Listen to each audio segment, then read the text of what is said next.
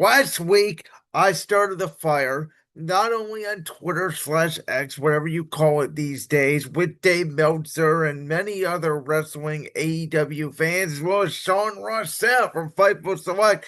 My tweet currently has over 80,000 views. We're talking about the All Elite Wrestling ticket sales for All in Texas, which takes place at Globe Life Field this weekend, the home, obviously, of the Texas Rangers, and it's going to sell about 23,000 tickets, which again is a very good number. It is AEW's first stadium show in North America. It's going to be their largest attended show in North America, which it should be because it is a stadium show.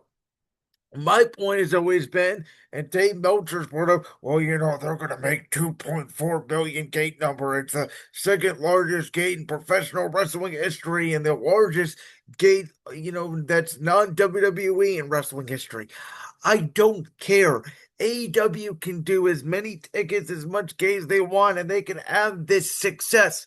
My whole point on the all-in ticket sales, and I got riled up last week on YouTube. Go to my last video where I talked about Dave Meltzer and AEW.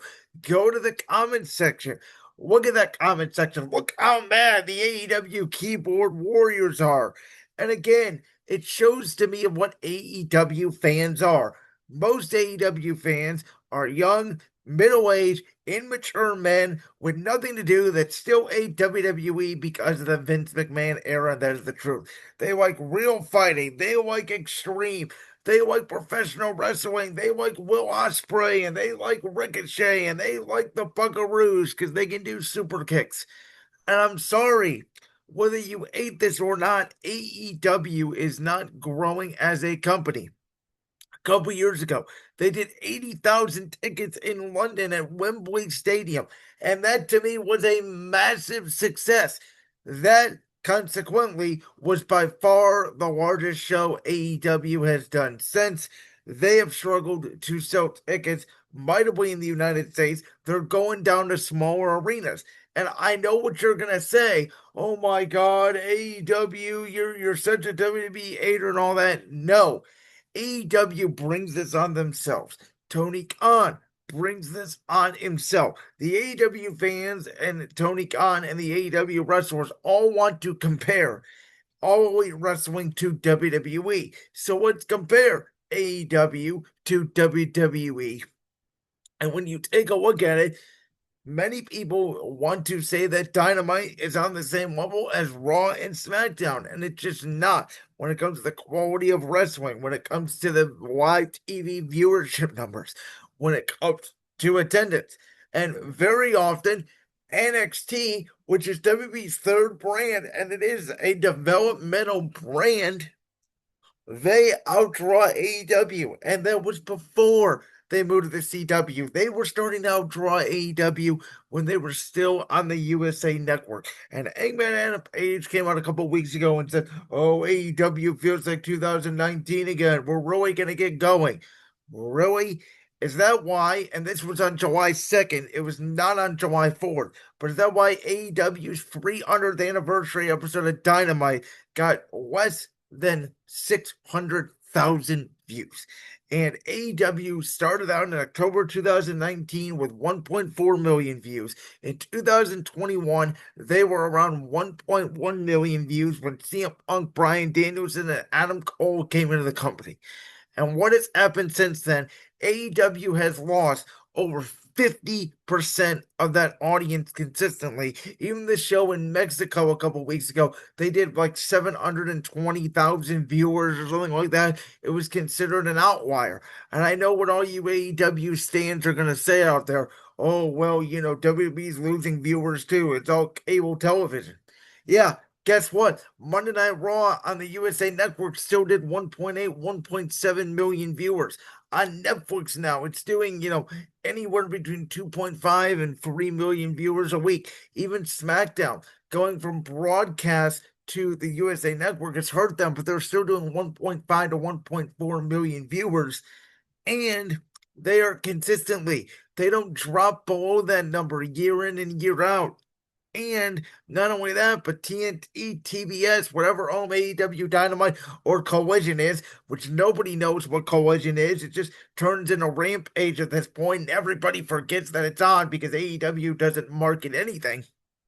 All AEW is a place for fans of John Moxley and the Young Bucks and Hangman and Page and all these wrestlers who are trying to put on five-star matches, who are not trying to tell stories to get Dave Meltzer a 5.0 approval rating. CM Punk said it a couple years ago when he left the company on that Ari podcast.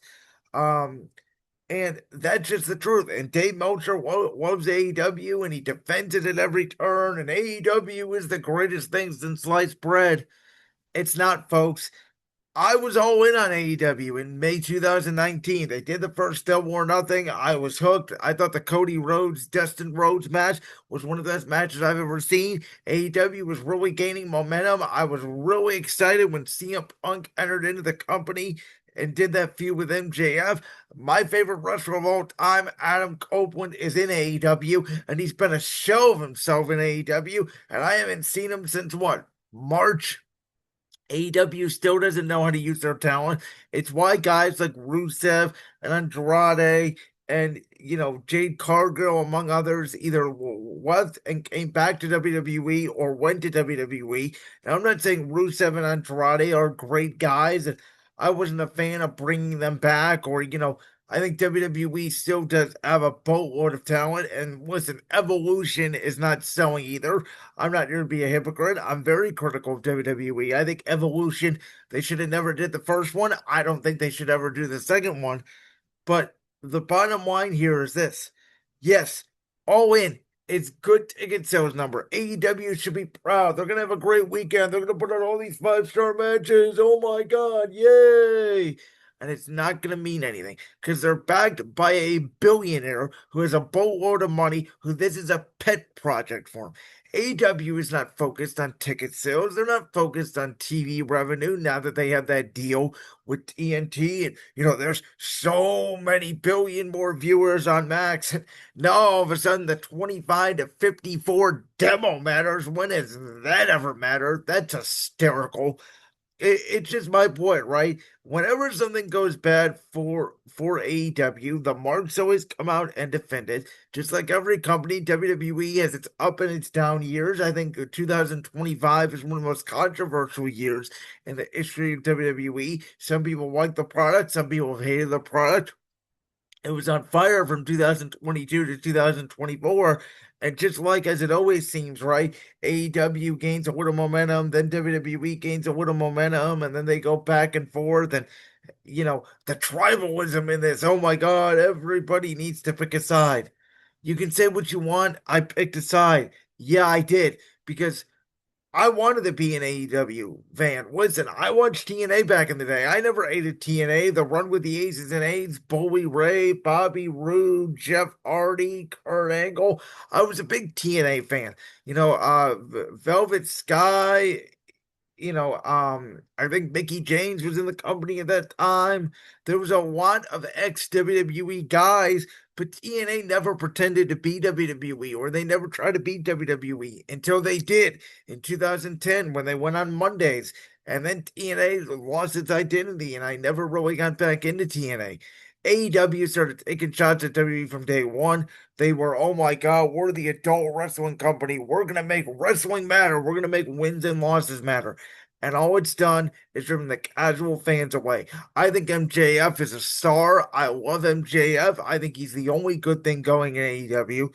And quite frankly, listen, AEW can get all the TV deals they want, but Collision is empty every week. Dynamite is always empty every week. If you consider 20,000 seats being sold in a 40,000 seat stadium a success, congratulations. Like, I don't know what to tell you. Would it be different? Let me ask all the AEW fans this. Would it be different if the Globe Life Stadium was a 60 or 70,000 seat stadium and you only sold 23,000 tickets? Then how would you feel? Because in my opinion, being half full in a stadium should not be considered a success, especially for a new company in that market with Texas Wrestling in their stadium. That's all I've been saying. Congratulations to AEW. Have a great weekend. You're going to put on 5-star matches, and every AEW fan is going to say it's the greatest show since sliced bread.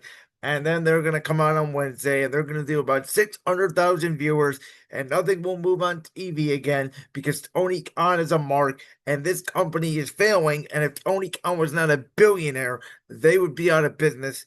And that is just the facts. So go ahead and hate me all down in the comment section below. You hate it because you know it's the truth. Like that clip from the Brand's World podcast? If so, make sure you go down there and hit that subscribe button. While you're down there hitting the subscribe button, make sure to also hit the notification bell so you never miss another upload. And make sure you check out all the other clips from the Brand's World podcast right here on YouTube.